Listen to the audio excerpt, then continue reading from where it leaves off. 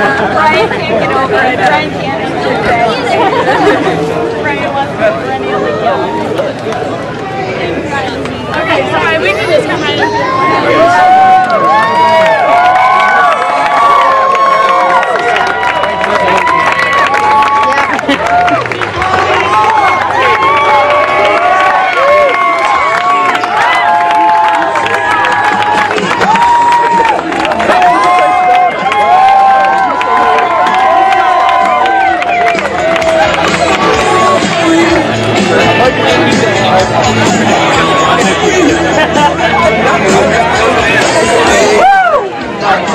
Come on. Get the ball!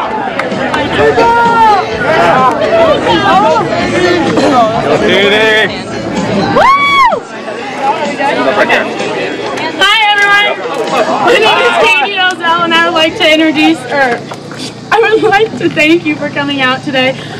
We just would like to say thank you to all the Greek students and also to all of our donors that are coming out today. I just want to say what an honor it is to work for Governor Pawlenty on the Pawlenty for President campaign, and just what an amazing experience this has been. Right now I'm going to turn it over to Mrs. Mary Pawlenty, the future First Lady of the United States of America.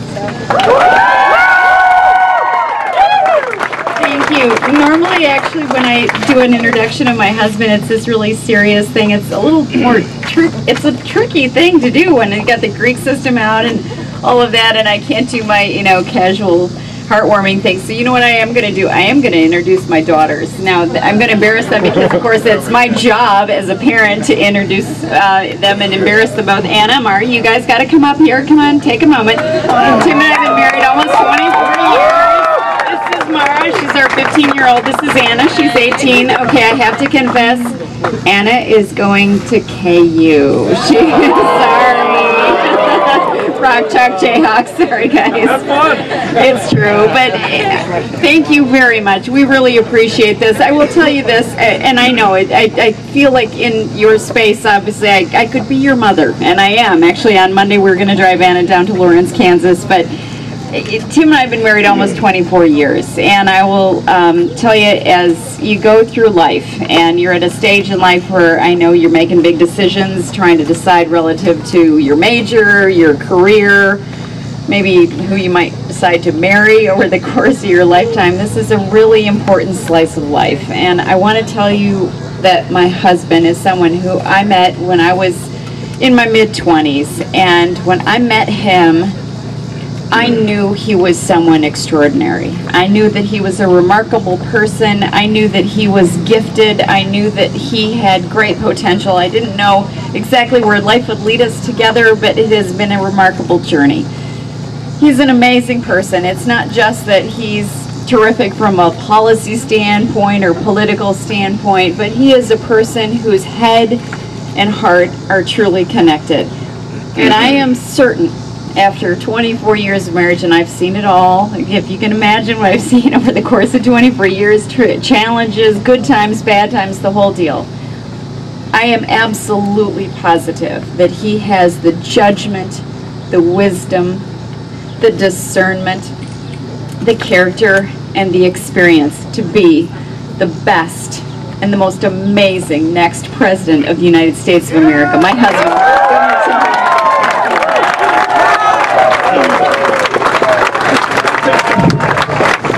Well, thanks for letting us into the inner sanctum of Cyclone Country. It's good to be here. Now, for the young men in the audience, I don't want to see anybody talking to my daughters, all right?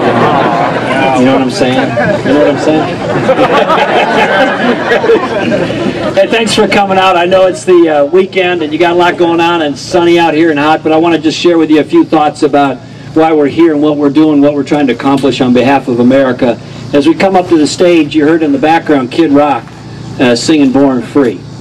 And I know that word freedom and being free may be something that sometimes floats around in our culture and on television, but if you think of this country, this is the greatest country the world has ever known. And the reason is because we're free. And that means you can dream as you see fit, you can think as you see fit, speak as you see fit, worship as you see fit, have a dream about your future, associate with groups or not as you see fit, invent, design, create as you see fit. And the thing that separates the United States of America from the rest of the world is that kind of freedom isn't available everywhere else. There's a lot of places around the world where if you do certain things the way the government doesn't like it, they shut you down. And so as we think about the future of our country and how we're going to keep it great, the wonder and beauty and majesty of this country isn't in our bureaucracy, it's in our people. And we want to make sure that that freedom remains. And sometimes when government comes into your lives and makes it more difficult, more slow, more challenging, more expensive, and they discourage you, they weigh down that American spirit and that American freedom. So I want to talk to you, though, about some bread and butter things. First of all, whether you're going to have a job when you get out of school. Anybody want a job when they get out of school? So we got a country right now where the unemployment rate is through the roof. We got $4 a gallon gas. We got an out-of-control federal government. And President Obama came to office, and he went all around Iowa and all around the country, and he made really big promises. He gave these speeches that were outstanding in terms of his flowery rhetoric, but the substance of it was way off. And what he said was, if you don't follow me, the country's going to go the wrong way. Well, a big part of the country got him elected president, and the country slid down the hill even further.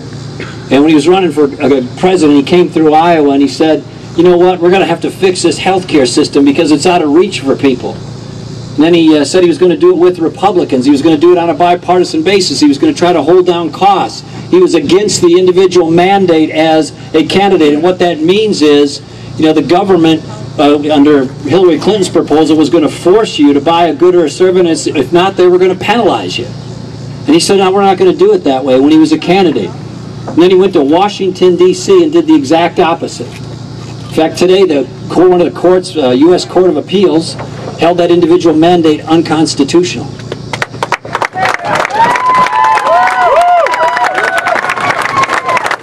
And when he became president, he said, if you don't pass this stimulus bill, this big government bill, unemployment could go as high as 8%. Well, it didn't go to 8%. They passed the bill, it went to 10%. And then when he was president, he said, I'll promise I'll cut the budget deficit in half during my first term. When President Bush left office, the budget deficit was about $500 billion for that year. You know what it is now? About $1.5 trillion for the year. He didn't cut it in half, he tripled it. The point of all this is Barack Obama can't come around the country twice and dupe people twice. They're not going to buy it, you're not going to buy it. When you get out of college, you want to make sure you want to have a job. And the best thing we can do to make sure you have a job is make sure this economy's growing. And the best way we can get this economy growing is do those things where people want to start businesses, grow businesses, add employees, and provide jobs. And when the government makes that so difficult, so heavy, so expensive, so slow, and you have some of our most entrepreneurial, bright, forward-leaning people in the country saying it's not worth it, the government's weighing it down too much, then you know we got a problem. So one of the things I want to convey to you tonight is we're going to get this economy moving again. Barack Obama needs to go. He had his chance. His basic message of hope and change has become, we hope we don't have to, change addresses, or hope we don't lose our jobs and then change our addresses. The country is sliding. So I need your help. And the debt that's coming down the pipeline is mostly going to be on your generation and beyond. And so when you think about this debt issue, it's not some long-distance thing. It is going to come right on your shoulders.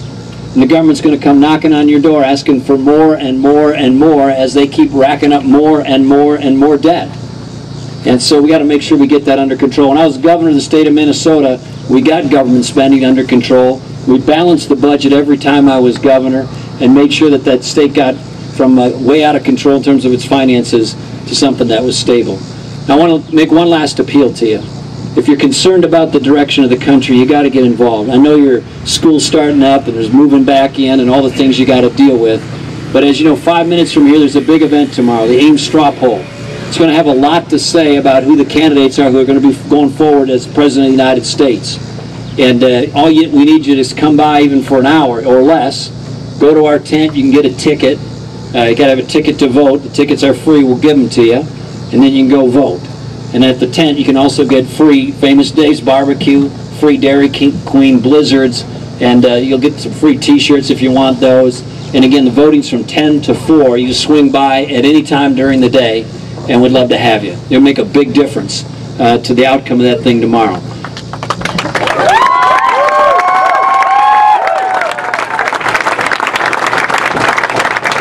Let me just close by telling you the way forward may not be easy, but it's not complex. We know the things that made this country great. We know what made this country great. It's hard work, it's individual responsibility. Government has its role, but jobs are provided by the private sector, not by having the government grow its budgets. We need to make sure we have a country that remains free and isn't weighed down, bogged down, suffocated, and stifled by an overreaching government. And I'm so grateful for each and every one of you being here tonight. I really need you tomorrow. I hope you'll come out to the straw poll and cast a vote for us starting at 10 o'clock tomorrow morning. Our tent's at the far end, or the entrance to the complex when you come in off the main road. Thanks for coming out tonight. I appreciate it very, very much. Like Governor said, tomorrow we'd really like all of you to come out to the straw poll. We will actually be running a charter bus every half an hour on the hour and 30-minute mark from DZ Triangle, just to help shuttle people over so there's no confusion about where you go when you get there. Like you said, lots of free food, free t-shirts. What's better for college students, right? Yeah. Okay, so come out tomorrow, vote in the straw poll, and yeah, sounds good.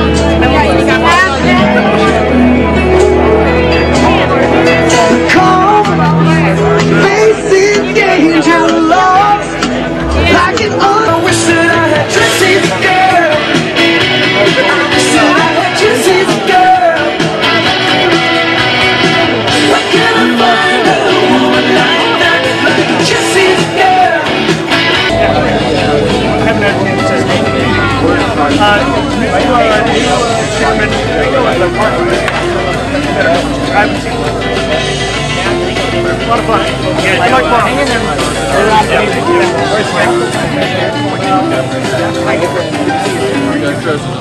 Yeah, but it's right here. Hilton's right here. It's on the checklist. Yeah. Okay, so by in the parking lot. Okay. Yeah, right by the parking lot. So there's a bunch of fancy stuff.